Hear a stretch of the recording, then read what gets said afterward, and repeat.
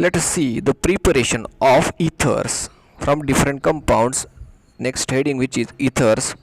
इथून आपले ethers start होत आहेत. आतापर्यंत आपण घेतला हा टॉपिक होता सगळा अल्कोहोल आणि फिनॉल, त्याच्या प्रिपरेशन आणि त्याच्या केमिकल प्रॉपर्टीज आपण बघितल्या. So ethers important topic which is a preparations of ethers, ज्यामध्ये दोनच प्रिपरेशन्स आपल्या सिलेबसला आहेत. त्यामध्ये फर्स्ट प्रिपरेशन आहे which is preparation of ether, that is dehydration of alcohol. Dehydration of alcohols. आता dehydrations means what? Removal of water molecule from alcohol, that is R bond OH minus H2O जर झाला तर it gives formation of ROR. So number of आपल्याला इथे काय घ्यावे लागतील? अल्कोहोलचे मॉलिक्यूल जास्त घ्यावे लागतील. ठीक आहे. डिहायड्रेशनसाठी म्हणजे वॉटर मॉलिक्यूल लॉस करायचा आहे, वॉटरला इव्हॅपोरेट करायचं म्हणजे टेम्परेचर लागेल, तर हे 413 केल्विन हे एक. जर का हे टेम्परेचर आपण इन्क्रीज केलं 443 केल्विन, बाकी इथे कॅटलिस्ट आहे H2SO4 सल्फ्युरिक ॲसिड, इथे पण तोच आहे H2SO4, इथे पण वॉटर मॉलिक्यूल लॉस होईल बट इथे फॉर्म होईल C डबल बॉन्ड C म्हणजे अल्किन फॉर्म होतील. म्हणून टेम्परेचर मेंटेन असणारी रिॲक्शन आहे. ठीक आहे. टेम्परेचर जर मेंटेन आहे 443 केल्विन तरच फॉर्म होतील कोण? इथर्स. लक्षात ठेवायची ही गोष्ट. ठीक आहे.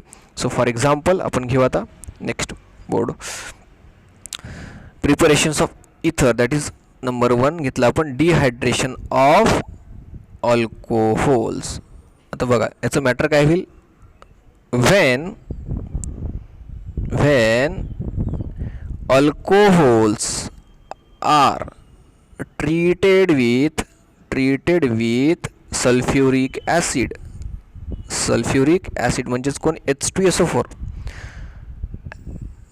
at a temperature of 413 Kelvin, it gives formation of corresponding ether. ठीक आहे. यूज फॉर्मेशन ऑफ करस्पॉन्डिंग इथर. आता करस्पॉन्डिंग इथर मी काय म्हटलं, हे मॅटर मी जनरल लिहिलं. जसं तुम्ही आता जो अल्किल ग्रुप घ्याल तो इथर तयार होईल. तुम्ही इकडे मिथाईल ग्रुप घेतला एक्झाम्पलमध्ये, मिथॅनॉल घेतलं तर इकडे 2 मिथॅनॉल मॉलिक्यूल तयार होऊन CH3OCH3 म्हणजेच डायमिथिल इथर म्हणजे मिथॉक्सी मिथेन फॉर्म होईल. तुम्ही जर इथेनॉल घेतले तर मग तसा डायइथिल इथर म्हणजे इथॉक्सी इथेन फॉर्म होईल. डिपेंड करते तुम्ही काय घेता. ठीक आहे. जनरल रिॲक्शन काय होईल मग आता आपण ते बघून घेऊ. जनरल मॅटरसोबत जनरल रिॲक्शन. तर बघा ROH म्हणजे it is a simple alcohol. 2 molecules of alcohol treated in presence of sulfuric acid at a temperature of 413 Kelvin minus water molecule minus H2O. कसा होईल मायनस H2O? बघा असा, हा OH निगेटिव्ह, यातला एक हायड्रोजन इथून ब्रेक होईल पॉझिटिव्ह, हा ऑक्सिजन निगेटिव्ह आणि हा अल्किल ग्रुप पॉझिटिव्ह. म्हणजे कसा होईल बघा, आता येलो कलरने मी त्याला राऊंड करतोय. तर हा OH निगेटिव्ह आणि हा H पॉझिटिव्ह, हा झाला मायनस H2O. राहिलेलं मग आता negative oxygen and ha positive alkyl group gets attached with the negative oxygen atom.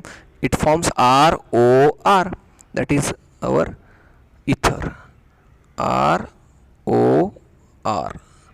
it is simply ether plus H2O.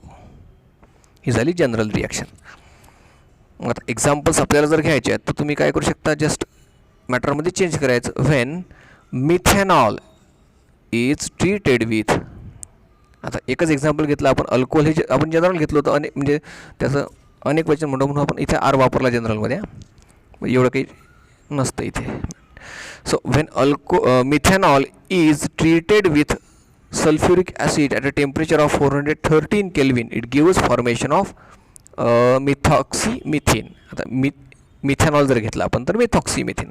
Temperature important आहे, मी त्याला रेड करणे राऊंड करतो 413 केल्विन.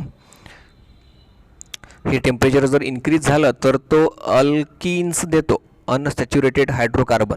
हे लक्षात ठेवायचं. एक्झाम्पल्स घेऊ आपण आता. तर बघा एक्झाम्पल नंबर 1. When methanol म्हणजे methyl alcohol is treated dehydrated म्हणू आपण इन प्रेझेन्स ऑफ किंवा treated with sulphuric acid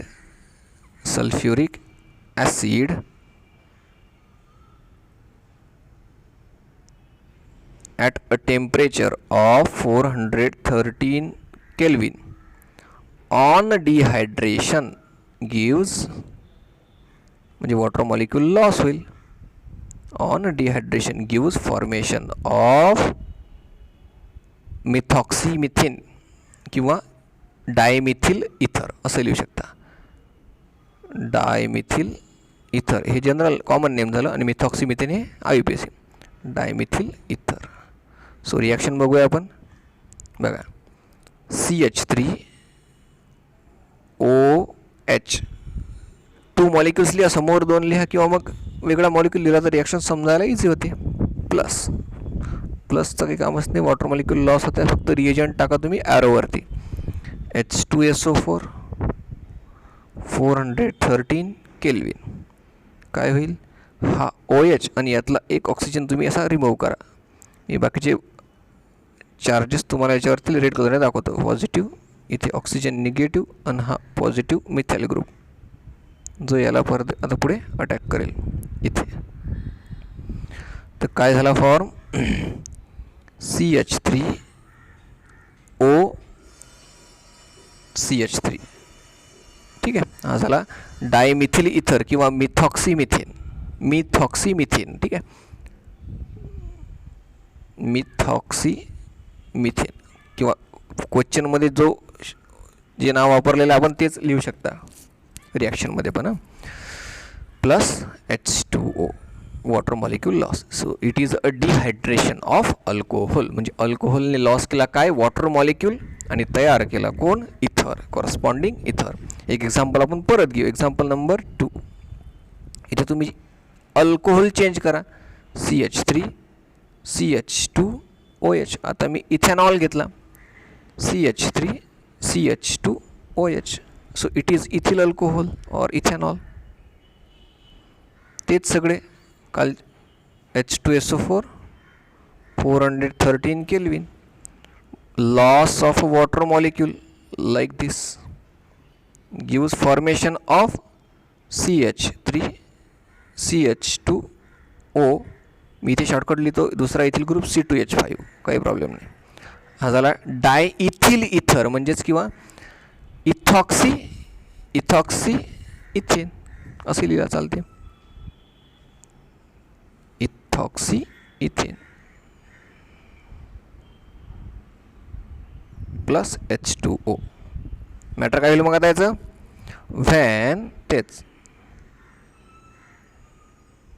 ethyl alcohol is dehydrated in presence of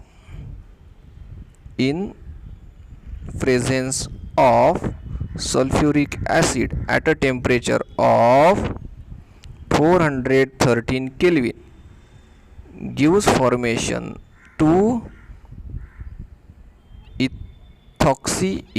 इथॉक्सीइथेन. प्रश्न कसाही फिरून विचारला जाऊ शकते, रिॲक्शन कॉमन तीच राहते. ठीक आहे. How will you prepare ethoxyethane from ethyl alcohol, what is the dehydration reactions of alcohol, असं विचारू शकतात. How will you obtain diethyl ether from alcohol. ठीक आहे, तर सगळ्यांचा आन्सर एकच आहे, ते रिॲक्शन मेकॅनिझम एकच आहे, रिएजंट पण एकच आहे. ठीक आहे. तर आता थोडं आणखी एक कॉन्सेप्ट इथे लक्षात घ्या की if you change the reaction conditions like the temperature, the obtained product which is may be different. may नाही तो असतोच different, it is a different. ठीक आहे, म्हणजेच काय, when the above reaction is carried out at higher temperature than this, when the above mentioned reaction is carried out at higher temperature. समजून घ्या हे टेम्परेचर.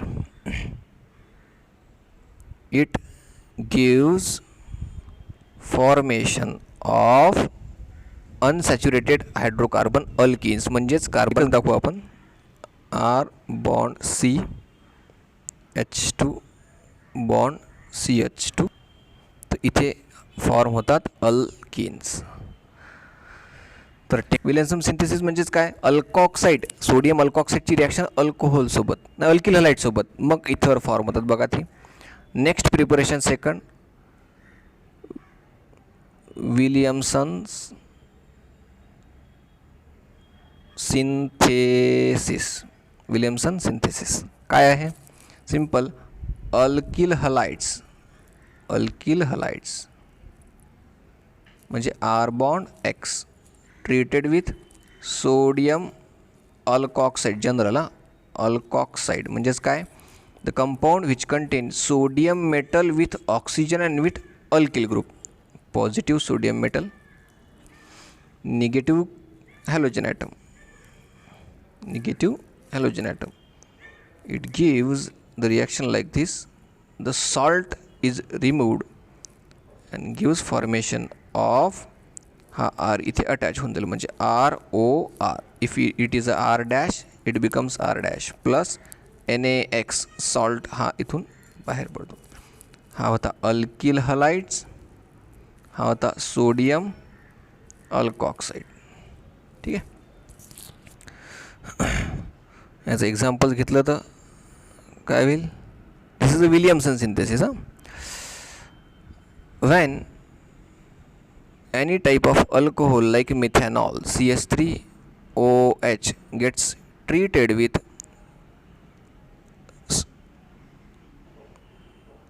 methyl sodium methoxide. आता example घेतलं आपण हे जस्ट सोडियम मिथॉक्साइड आणि हा होता अल्कोहोल नाही येणार आपल्याला, अल्किल हाइड पाहिजे ना, रॉंग झालं आहे. Cl घ्या, methyl bromide, methyl chloride gives formation of हा Na आणि Cl positive sodium negative chlorine gives formation to CH3OCH3 that is dimethyl ether. Here is also ethers are formed with the help of alkyl halide called as Williamson synthesis. By product झाला कोण, salt sodium chloride. Matter लिहून घ्यायचं याचं just रिॲक्शनवरून. आता same reaction होते कोणासोबत, जर तुम्ही हा मिथॉक्साईड तुम्ही घेतला, जर बेन्झिन एखादा ॲरोमॅटिक कंपाऊंड घेतला, जनरल रिॲक्शन आपण त्याची पण पाहून घेऊ. Aromatic ethers are also form by the Williamson synthesis like this RX. This is general alkyl halide, R bond X, it is a general alkylate. Sodium oxide connected with any aromatic compound like benzene ring. The simple reaction as it is, काय होईल, NaX is a byproduct, while aromatic ring with oxygen and alkyl group gives formation of mixed ether. Mixed ether म्हणजे एक aromatic आणि एक aliphatic group attach. ठीक आहे, plus हा झाला aromatic अल्केन, हा झाला ॲलिफॅटिक अल्केन, दोघे अटॅच म्हणजे हा झाला मिक्स्ड इथर. फॉर्मेशन ऑफ मिक्स्ड इथर म्हणजे काय, आपण शिकलो क्लासिफिकेशनमध्ये, जर दोन्ही कंपाऊंड सारखे असतील R अँड R' हे झाले सिम्पल, पण हा इकडे मिथाईल ग्रुप असेल आणि हा इकडे इथाईल ग्रुप असेल किंवा ॲरोमॅटिक ग्रुप असेल कुठला वेगळा याच्यापेक्षा, तर हे झाले मिक्स्ड इथर. कॉम्प्लेक्स पण म्हणू शकता तुम्ही त्याला. Aromatic ethers are also prepared with the help of Williamson synthesis. याचं एक एक्झाम्पल आता तुम्ही करू शकता. कसं करायचं तुम्हाला माहीत आहे. इथे काय करायचं, जस्ट इथे अल्किल ग्रुप घ्यायचा, इथे बेन्झिन रिंग घ्यायची. ठीक आहे, ते एक एक्झाम्पल तुम्हाला आता मी होमवर्क देतो आहे. अशा ह्या 2 प्रिपरेशन आपल्या सिलेबसला आहेत. आणखी प्रिपरेशन आहेत जुन्या सिलेबसमध्ये होत्या, आपण त्या पाहू शकतो. ओल्ड जर बुक तुम्ही रेफर केलं चांगल्या प्रकारे तर त्यात तुम्हाला त्या दिसतील. याच्यानंतर आहे आपल्याला आता त्या फिजिकल प्रॉपर्टीज ऑफ इथर्स. आता त्या आपण थोड्या आता चेक करून घेऊ. फिजिकल प्रॉपर्टीज ऑफ इथर्स बघा, ही पहिली रिॲक्शन एकदा, पेज नंबर किती 248, ethers, dehydration of alcohol. Alcohol बरोबर आहे. Dehydration of alcohol, if you use the temperature of 413 Kelvin, gives formation of corresponding ethers. But when you change the temperature to 443 Kelvin, it gives formation of alkenes, that is ethene. तर नंतर पाहिली आपण Williamson synthesis, त्याच्याखालीच दिलं आहे part B मध्ये Williamson synthesis. Simple as well as mixed ether आपण दोन्ही पाहिले are can be prepared with the help of Williamson synthesis. मग बघा काय, अल्किल हलाइड आणि घेतला कोण, अल्कॉक्साईड, सोडियम अल्कॉक्साईड. हा आपण घेतली रिॲक्शन आणि एक ॲरोमॅटिकची घेतली. ठीक आहे, त्याचे एक्झाम्पल्स खाली दिलेले आहेत. ॲज इट इज तुम्ही रिॲक्शन आणि त्याच्या मॅटर हे ॲज अ नोट्स म्हणून लिहू शकता. आता ही रिॲक्शन SN2 मेकॅनिझम थ्रू चालते. SN2 मेकॅनिझम काय आपण हे मागे बघितलेलं आहे. तर तसाच एक एक्झाम्पल घेतलेला आहे बघा, टर्शियरी ब्युटॉक्साईड घेतला. हा एक कार्बन असा आहे की याला 3 मिथाइल ग्रुप आहेत त्याच्यात, वर एक या साईडला आणि एक खालच्या साईडला असे. ठीक आहे, तर त्यालाच कंटिन्यू केलं आणि सिम्पल एक अल्किल हलाइड घेतला कोण, मिथिल ब्रोमाइड. त्याची रिॲक्शन केली तर तुम्हाला बस हा फक्त मिथाइल ग्रुप इकडे आणि हा सोडियम जो आहे या ब्रोमिनसोबत सॉल्ट वेगळा झाला हा. ठीक आहे, आणि पुढे त्याचं ते आणखी एक एक्झाम्पल घेतलेलं आहे, सेकंडरी किंवा टर्शियरी, दोन्ही प्रकारचे कुठलेही जर टेम्परेचर इन्क्रीज केलं तर अल्किन्स इथे तयार झालेले दिसतील. तर ह्या होत्या 2 मेजर प्रिपरेशन्स ऑफ इथर्स. आता नेक्स्ट पार्ट आहे पेज नंबर 249 वरती बघा, राईट साईडला फिजिकल प्रॉपर्टीज ऑफ इथर्स. त्याच्यामध्ये टोटल आपल्याला ए आणि बी, ठीक आहे, दोन पार्टमध्ये फिजिकल प्रॉपर्टीज डिवाइड करून दिलेल्या आहेत. एकदम इझी पार्ट असतो हा बघा. फिजिकली इथर्स, त्याचा अपिअरन्स, त्याचा मेल्टिंग पॉईंट, बॉइलिंग पॉईंट, ठीक आहे, त्याची स्टेट कुठली आहे, कलर कुठला आहे, ठीक आहे, कुठले इथर्स, हायर इथर्स, लोअर इथर, या सगळ्या कंडिशन्स आपल्याला इथे समजतात. So physical states and boiling points पहिला पार्ट आहे त्याच्यामध्ये. तर या बॉक्सवर समजेल तुम्हाला की पहिला फर्स्ट इथर घेतला कोण, डायमिथाइल इथर, त्याचा बॉइलिंग पॉईंट आहे 248 केल्विन. आणि तेच एक अल्किल ग्रुप इन्क्रीज केला, इथाईल घेतला तर तो झाला 284, म्हणजे वाढला, इन्क्रीज झाला. आणि दोन्ही इथाईल ग्रुप घेतले तर आणखी इन्क्रीज झाला 308. ठीक आहे, म्हणजेच if you increase the aliphatic group और carbon, number of carbon in ethers, the boiling point gets also increases.